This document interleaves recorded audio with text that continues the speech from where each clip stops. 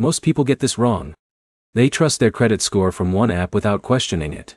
But the biggest mistake you need to avoid is assuming every credit score you see is the exact official score lenders use. In this video, we are breaking down Credit Karma in 2026 and answering the real question. Is it actually accurate or just an estimate? Let's start with what Credit Karma really is. Credit Karma is a free financial platform that shows you credit scores, credit reports, and credit-related insights. It helps users track their credit health without paying anything. But here's where it gets interesting.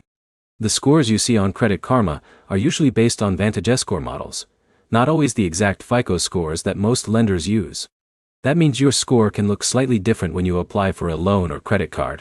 Now let's break it down step by step. First, accuracy. Credit Karma is generally accurate in showing your credit trends. If your score goes up or down, the direction is usually correct.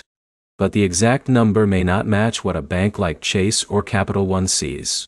For someone like Alex who is building credit, this is still useful because it shows whether your credit behavior is improving over time. But here's the problem most beginners face.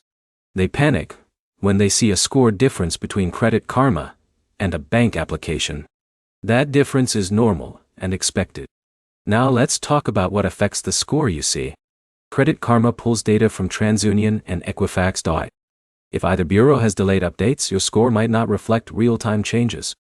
In a minute, I'll show you the simple way to check whether your Credit Karma score is close to your actual lender score without guessing. Now let's talk about usefulness.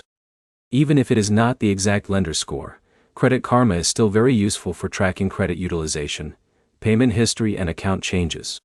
These are the real factors that drive your credit health. If Jake pays off a credit card or opens a new account, Credit Karma usually reflects that change within a reasonable time frame. So is Credit Karma accurate? Yes, but with a condition. It is accurate for trends in credit behavior, but not always identical to lender scoring models. Let's make this simple. Credit Karma is best used as a credit monitoring tool, not as the final number banks will use to approve or deny you. Let's summarize everything clearly.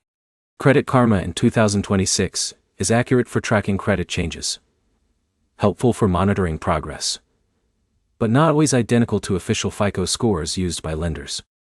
If this helped you understand how Credit Karma actually works, make sure to like, comment, and subscribe for more simple credit breakdowns like this.